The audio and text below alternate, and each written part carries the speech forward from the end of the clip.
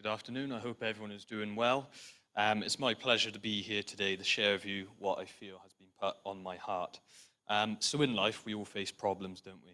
Whether that's financial issues, family worries, job-related issues, or personal problems. And the list is never ending, and it often seems very daunting. Sometimes these problems boil up inside us, and it actually makes us feel stressed out and unable to cope. All the way back in 2018, a study concluded that between 2018, 74% of the adult population in the UK have felt so stressed that they have been overwhelmed or been unable to cope. We often let our problems get in the way, and it feels like we have a giant standing in front of us. And as Christians, we are not immune to that. In fact, we are more at risk of facing giants due to the enemy constantly trying to get at us. So how do we get rid of that giant? Well, there's one guy in the Bible who is the master of slaying giants. And this brings me on to the story of David and how he literally slew the giant standing in his way. Just to let you know, this is one of my favorite Bible stories, so I'm super, super excited to be sharing with you. And I'm hoping that we can all take something away today and feel encouraged. So like I said, I'll be referring to the story of David and Goliath. But before I dig into the story and unpack it a little bit, I just want to give you all some context to help you understand it a little bit more. So I've been using a study Bible, and it kind of breaks down each book of the Bible in the beginning, and it just gives an overview of what the book is going to be about. So I'm going to be reading the overview for 1 Samuel, because I think it sums it up brilliantly, and it also gives a lot of understanding for what's happening and kind of provides that context. So it says, the rise and fall of kings, great battles and powerful loves, treachery and loyalty, cowardice and heroism, madness and brilliance, sin and devotion, slow victory and sudden death. We could be talking about a new video game or the latest blockbuster movie. But no, we're talking about a pair of old books in the Old Testament, 1 and 2 Samuel. Instead of a forest in Middle-earth and an unlikely hero, picture a desert in the Middle East and an unlikely kingdom, one poised to influence the whole world. These books show us how the monarchy was established in Israel, focusing on the reigns of the first 2 kings, Saul and David. Many of the high points in Israel's histories occurred during this time period. Much of the focus of 1 Samuel was on the life of Saul, Israel's first king, who turned out to be a lousy one. Sometimes he held back when he should have acted, or he plunged ahead when he should have been more cautious. He disobeyed God, disappointed the people, particularly the prophet Samuel who had anointed him, and spiraled down into paranoia before finally dying in an ill-chosen battle. Halfway through 1 Samuel, we're introduced to a new hero, David, who becomes the focus of 2 Samuel. He is considered Israel's greatest king and one of the most amazing men in history. And why not with his resume? Shepherd, accomplished musician, friend, husband, father, skilled warrior, outlaw, ruler, and a man after God's own heart. We see David in action when he conquered the giant Goliath after being anointed king. Having respect for God's anointed king Saul, who's still on the throne, David served in Saul's royal court, befriended Saul's son Jonathan, and later went on the run when a jealous Saul turned against him. Many years later, after he became king of Israel, David brought the Ark of the Covenant to Jerusalem, defeated numerous enemies, and raised Israel's status higher than it had ever been before. But tragedy lurked around the corner when David committed adultery and arranged a murder to cover up this sin. David sought and found forgiveness, but the rest of his life was marked by hardship, as the prophet Nathan had warned. His children get into trouble, and one of them, Absalom, tried to overthrow him as king but failed. With these 2 historical books, we reach a time period when archaeology is able to shed light on many aspects of the books. For example, inscriptions have been uncovered that refer to the house of David. Also, experts are learning more and more about the Philistines, Israel's worst foe at the time. And evidence of major construction in the cities of Israel during this time period reflects the strong centralized government put in place by David. So when it comes to 1 and 2 Samuel, we're dealing with real history, exciting history that reads like a novel and inspires us to our own feats of bravery for the glory of God. So the story of David and Goliath is contained in chapter 17 of 1 Samuel. So just to give some even more background information to this book, in the previous chapters of the book, the king of Israel, Saul, is fighting the enemies of God. However, Saul quickly turns away from God and starts to act against God. In response to this, God chooses a new hero to become king, and David gets anointed and is specifically chosen by God.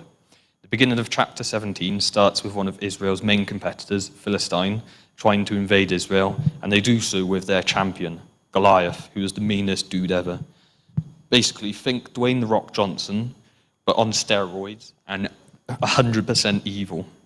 And at this time, David is only a shepherd boy who looks after the sheep for his family, whilst all of his other brothers are fighting against the Philistines in Saul's army. So what I'm going to do now is I'm just going to dive straight into 1 Samuel, verses 32 to 50, and just pick out some main points so that we can take away and feel encouraged. Feel free to read along in your own Bibles if you want. I'm going to be reading from the NLT version, but here it goes. So from verse 32. "Don't worry about this Philistine," David told Saul. "I'll go fight him." "Don't be ridiculous," Saul replied. "There's no way you can fight this Philistine and possibly win. You're only a boy, and he's been a man of war since his youth." But David persisted. "I've been taking care of my father's sheep and goats," he said. "When a lion or bear comes to steal a lamb from the flock, I go after it with a club and rescue the lamb from its mouth. If the animal turns on me, I catch it by the jaw and club it to death. I've done this to both lions and bears, and I'll do it to this pagan Philistine too, for he has defied the armies of the living God, the Lord who rescued me from the claws of the lion, and the bear will rescue me from this Philistine." Saul finally contested. "All right, go ahead," he said, "and may the Lord be with you." I'm just going to pause there, because in the last passage, David says, "the Lord who rescued me." And this is one of my first main points for today.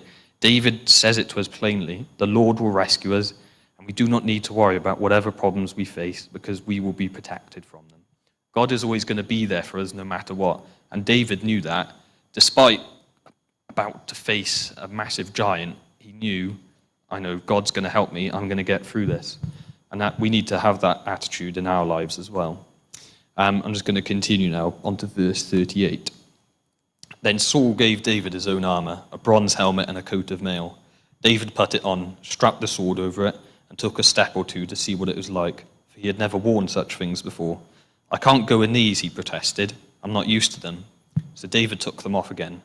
He picked up 5 smooth stones from a stream and put them into his shepherd's bag. Then, armed with only a shepherd's staff and sling, he started across the valley to fight the Philistine." I'm just going to pause there again, because those few passages there, they're telling us something again. So Saul tried to give David his royal armor to fight David. However, David knew it was not going to help him, so he took it off, and instead he used his shepherd's gear and picked up 5 stones from a nearby river. So what does this tell us? Well, it goes to show that we cannot go about fixing our problems by ourselves. We can't force our own armor onto ourselves. We need to use what we're used to. We need to turn to God and use the things that he's given us so that we can face our giants. And that could be simple things like reading our Bible, praying, or just simply spending time in God's presence. We need to pick up the stones that God has given us, and we need to focus on the Lord and turn to him in our times of need. I'm just going to continue onwards onto verse 41. Goliath walked out toward David with his shield bearer ahead of him, sneering in contempt at this ruddy-faced boy. "Am I a dog," he roared at David, "that you come at me with a stick?" And he cursed David by the names of his gods. "Come over here, and I'll give your flesh to birds and wild animals," Goliath yelled. I'm just going to pause again there. Again, this is telling us something. We are always going to face discouragement in our life, and there's no escape from it. Why is that? It's because the enemy is constantly trying to tear us away from a relationship with God. Just like Goliath, we're going to have a giant facing against us. But this leads me on to my next point perfectly. So continuing on with verse 45, David replied to this Philistine, "You come to me with a sword, spear, and javelin, but I come to you in the name of the Lord of heaven's armies, the God of the armies of Israel, whom you have defied. Today the Lord will conquer you, and I will kill you and cut off your head. And then I will give the dead bodies of your men to the birds and wild animals, and the whole world will know that there is a God in Israel. And everyone assembled here will know that the Lord rescues his people, but not with a sword and spear. This is the Lord's battle, and he will give you to us." So David was facing against Goliath, and this is probably one of the biggest battles of all time. The odds were against David, a little shepherd boy, facing against the strongest, meanest dude ever. David was meant to have been afraid, but he wasn't. Instead, he actually gave his praise to God and dedicated the upcoming fight and victory to God. Sometimes we also need to do this. We just need to take a step back in our lives and just give some dedication to the Lord, because he is the one who is going to make us victorious. We need to be reliant on God, just as David was. So continuing on with verse 48. As Goliath moved closer to attack, David quickly ran out to meet him, reaching into his shepherd's bag and taking out a stone. He hurled it with his sling and hit the Philistine in the forehead. The stone sank in, and Goliath stumbled and fell face down on the ground. So David triumphed over the Philistine with only a sling and a stone, for he had no sword. Then David ran over and pulled Goliath's sword from its sheath. David used it to kill him and cut off his head. So my last point really is more of a rhetorical question for you guys to take away. What giants do you face, and what stones can you carry to defeat those giants? How can you be like David in your lives? How can you stand up to those giants that are facing you?